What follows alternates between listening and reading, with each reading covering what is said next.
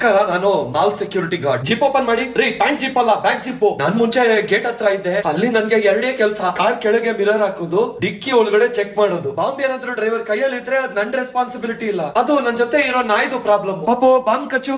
Second ಅಲ್ಲ, bomb ಕಚ್ಚು. Sir, ಈಗ ನನ್ನನ್ನ ಕರೆಕ್ಟ್ ಆಗಿ ಮಾಲ್ ಎಂಟ್ರೆನ್ಸ್ ಅಲ್ಲಿ ಹಾಕ್ಬಿಟ್ಟಿದ್ದಾರೆ. ಗೇಟ್ ಓಪನ್ ಆದ್ರೆ ಶೆಕೆ, ಕ್ಲೋಸ್ ಆದ್ರೆ ಚಳಿ. ಶೆಕೆ ಚಳಿ, ಶೆಕೆ ಚಳಿ. ಏನ್ ಹೇಳೋದ್ ಸರ್? ಒಬ್ರಿಗೆ ಹೇಳ್ದೆ ಬ್ಯಾಗೇಜ್ ನ ಎಕ್ಸ್ರೇ ಮೆಷಿನ್ ಅಲ್ಲಿ ಹಾಕಿ ಅಂತ, ಅವರು ಮಗುನ ಹಾಕ್ಬಿಟ್ಟಿದ್ದಾರೆ ಸರ್. ರೇ, ಯಾಕೆ ಅಂತ ಕೇಳಿದ್ರೆ ಅದೇ ನಮ್ ಲೈಫ್ ಅಲ್ಲಿ ಬ್ಯಾಗೇಜ್ ಅಂತ ಅವ್ರು ಹಂಗೆ ಹೋಗ್ಬಿಟ್ಟಿದ್ದಾರೆ. ಮಾಲ್ ಸೆಕ್ಯೂರಿಟಿ ಕೆಲಸ ತುಂಬಾ ಸ್ಟ್ರೆಸ್ ಸರ್. ಈ ಕಾಲೇಜ್ ಮಕ್ಕಳಿಗೆ college bench problem, mall bench ತುಂಬಾ ಇಷ್ಟ. 5 ಮಿನಿಟ್ಸ್ ಆಯ್ತು, ಎದ್ದೋಳು. ತಾತಕ್ ಚಾನ್ಸ್ ಕೊಡು. ತಾತ ಸಾಕು, ಅಜ್ಜಿಗ್ ಚಾನ್ಸ್ ಕೊಡಿ. ಅಜ್ಜಿ, ನನ್ಗೂ ಸ್ವಲ್ಪ ಚಾನ್ಸ್ ಕೊಡಿ. ಒಳ್ಳೆ ಈ ಎಸ್ಕಲೇಟರ್ ಶೂಟಿಂಗ್ ಲೊಕೇಶನ್ ಆಗ್ಬಿಟ್ಟಿದೆ. ಅವ್ರ ತಲೆಯಲ್ಲಿ ಅವರು ಪ್ರಶಾಂತ್ ನೀಲ್ ಅಂತ ಅನ್ಕೊಂಡಿದ್ದಾರೆ ಸರ್. ಆಕ್ಚುಲಿ ನನ್ ಮಕ್ಕಳು ಪ್ರಶಾಂತ್ ರೀಲ್. ಬೆಳಗ್ಗಿಂದ ನೈಟ್ ವರ್ಗು ರೀಲ್ ಶೂಟ್ ಮಾಡಿ ಮಾಡಿ ನಾನ್ಸೆನ್ಸ್ ಮಾಡ್ಬಿಟ್ಟಿದ್ದಾರೆ ಸರ್. ಬೇಡ, ಎಸ್ಕಲೇಟರ್ ಅಲ್ಲಿ ಮಲ್ಕೋಬೇಡಿ ಸರ್, ಕಾಲಲ್ಲಿ ನಿಂತ್ಕೊಳ್ಳಿ, ಕೈಯಲ್ಲಿ ಬೇಡ.